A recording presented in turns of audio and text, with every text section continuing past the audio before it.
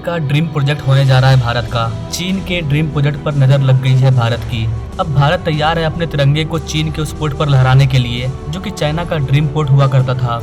ये कौन सा पोर्ट है जो भारत का होने वाला है? अभी हाल ही में हमने देखा कि नेपाल का 3 एयरपोर्ट जिसको कि चाइना ने बनाया था वो भारत का हो चुका है। नेपाल की सरकार भारतीय कंपनियों से गुहार लगा रही है कि आप हमारे एयरपोर्ट को ले लो और इसे चलाओ, इसे ग्रो करो।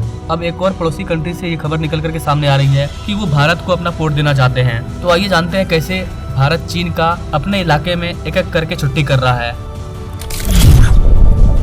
दोस्तों, हम बात कर रहे हैं श्रीलंका के हम्बनटोटा पोर्ट की। श्रीलंका का हम्बनटोटा पोर्ट जिस पर कि चीन का कब्जा है, अब ये पोर्ट भारत का होने जा रहा है। चीन का सारा खेल पलट चुका है। श्रीलंका के द्वारा ऑफिशियली कहा गया है कि श्रीलंका का जो एयरपोर्ट है उसका काम ऑफिशियल तौर पर भारत और रशिया को सौंप दिया जाएगा। श्रीलंका के हम्बनटोटा पोर्ट पर जो इंटरनेशनल एयरपोर्ट है उसको अब संचालन करने का काम रूस और भारत दोनों मिलकर के करेंगे। यानी अब नेपाल के बाद श्रीलंका की बारी है। नेपाल के 3 एयरपोर्ट ऑलरेडी भारत को मिल चुके हैं। अडानी ग्रुप कभी भी यहाँ पर अपना काम स्टार्ट कर सकती है। चीन ने नेपाल में एक बहुत ही गजब का एयरपोर्ट बनाया है, पोखरा एयरपोर्ट, और अब उस एयरपोर्ट को भी चलाने का काम अडानी ग्रुप के द्वारा किया जाएगा, यानी कि भारत के द्वारा। सीधे सीधे गौर से देखा जाए तो मेड इन चाइना पर मेड इन भारत का ठप्पा लगने जा रहा है। चीन के हम्बनटोटा पोर्ट पर मंटाला अंतर्राष्ट्रीय हवाई अड्डे पर भारत और रूस संचालन का काम शुरू करने जा रहे हैं। जानकारी के मुताबिक भारत रूस के संयुक्त उद्यम को अप्रैल तक दक्षिणी श्रीलंका के हम्बनटोटा पोर्ट पर मंटाला अंतर्राष्ट्रीय हवाई अड्डे का काम सौंप दिया जाएगा। आपको बता दें गाइस कि इस वाले हवाई अड्डे का निर्माण चीन के द्वारा किया गया था,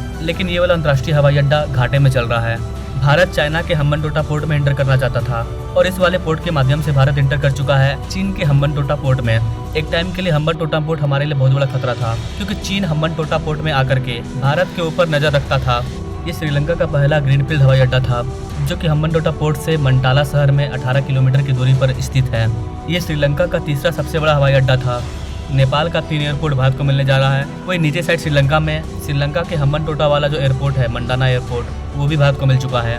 वही दूसरी ओर भारत के फॉरेन मिनिस्टर एस जयशंकर साहब एससीओ समिट में पहुंचे हैं। यहाँ पर पाकिस्तान, अफगानिस्तान, चीन, रसिया सब पहुंचे हैं। उन सब से भारत के द्वारा एक मीटिंग की गई, तालिबान को सपोर्ट किया और पाकिस्तान को साइड किया। आपको बता दें गाइस कि कजाकिस्तान में एससीओ का समिट चल रहा है, जहाँ पर प्राइम मिनिस्टर मोदी तो नहीं गए हैं, लेकिन प्राइम मिनिस्टर मोदी के बदले में भारत के विदेश मंत्री इस समिट में पहुंचे हैं। और यहाँ पर उन्होंने अफगानिस्तान को लेकर के एक बहुत बड़ी बात बोल दी, जिससे चीन की फट रही है और पाकिस्तान भी देखता रह गया। भारत सरकार के द्वारा अफगानिस्तान के लोगों का खुल करके सपोर्ट किया जा रहा है, जिसका सीधा फायदा पूरे भारत को हो रहा है। अफगानिस्तान पाकिस्तान को लात मार रहा है और भारत से हाथ मिला रहा है। वही दूसरी ओर चीन और भारत के बीच में जो बॉर्डर का डिस्ट्रीब्यूट है उसको लेकर के भी इस वाले मीटिंग में बातचीत हुई है और इसको भी सॉल्व किया जा रहा है। इस मीटिंग के दौरान एस जयशंकर साहब चीन के राजदूत से भी मिले।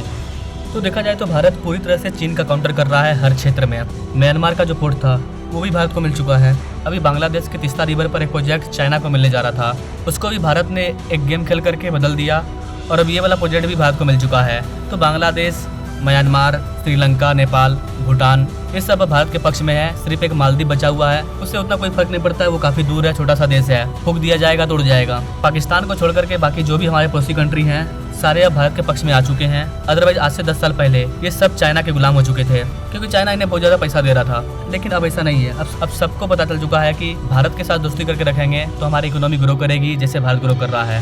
बाकी आप इन सारी चीज़ों के बारे में क्या सोचते हैं गाइस, कमेंट जरूर करें और ऐसे ही लेटेस्ट अपडेट के लिए हमारे चैनल से जो जुड़े। तो थैंक्स फॉर वाचिंग। मिलते हैं अगले वीडियो में एक नई जानकारी के साथ। तब तक के लिए जय हिंद।